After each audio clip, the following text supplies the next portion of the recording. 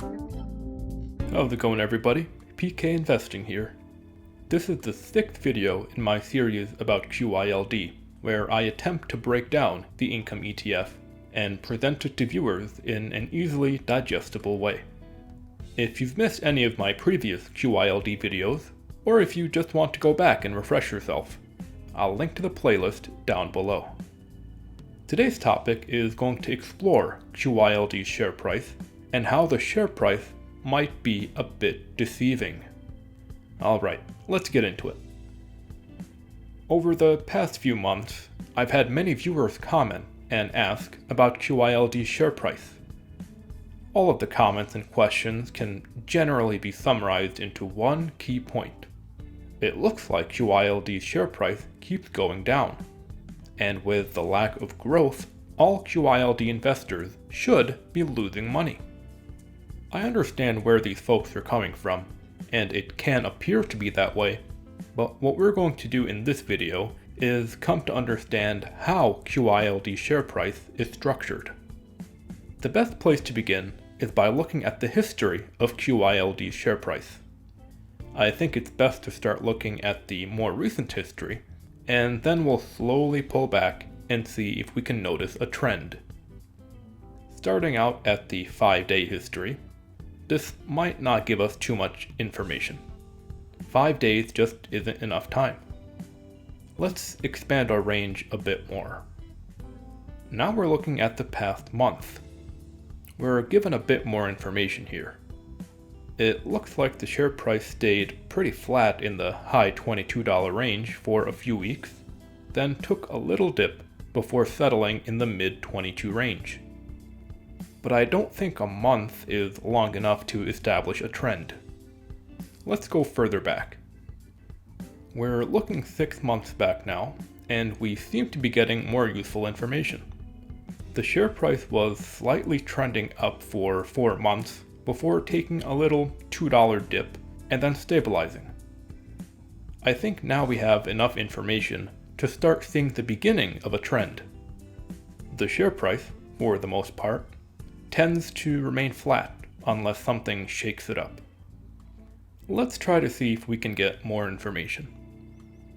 Looking back a full year, the share price started at around $20, and it's been slowly but surely trending up over time, with a few dips here and there. So overall, it looks like the share price doesn't see that much movement over time. But is that the case? Let's keep going back. This is the 5-year chart for the share price. I think this is enough time for us to be getting useful information. Our previous established pattern still applies. The share price seems to very slowly trend upwards until there's a market correction. Then the share price generally recovers and continues trending up until the next correction. And you can definitely see where those corrections happened. Like back in December of 2018, when everything seemed to take a dip. And of course, you've got the COVID crash that happened in March of 2020. But there's one more thing I'd like to get you to notice, and I'll have to show you QYLD's all-time stock history graph so it can be clear. The fund was established in December of 2013. So that's as far back as the graph goes. Do you notice anything interesting about the prices of QYLD? Overall, it looks like the share price tends to be consistent over time. Of course, you've got general dips and recoveries resulting from external events, but we can kind of mentally superimpose a boundary. QYLD's share price has been bound between $20 and $25 since its inception, with the exception of a few fringe events that we can comfortably call outliers. So what does it mean? To answer that question, I've done a little digging around on the internet. There's a useful website called sharesoutstandinghistory.com, and I've plugged in QYLD. Currently, their shares outstanding history for QYLD only goes back to December of 2018, but that still gives us enough data to get the point across.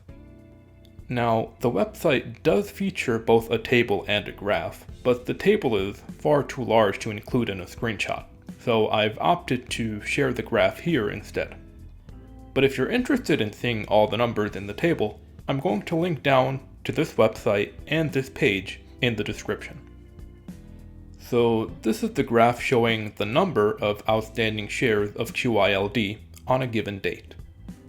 It's pretty obvious that there's a general trend up and to the right.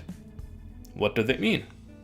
Well, it means that Global X, the company that controls QYLD, is constantly issuing shares of QYLD. And this means that there's constant share price dilution.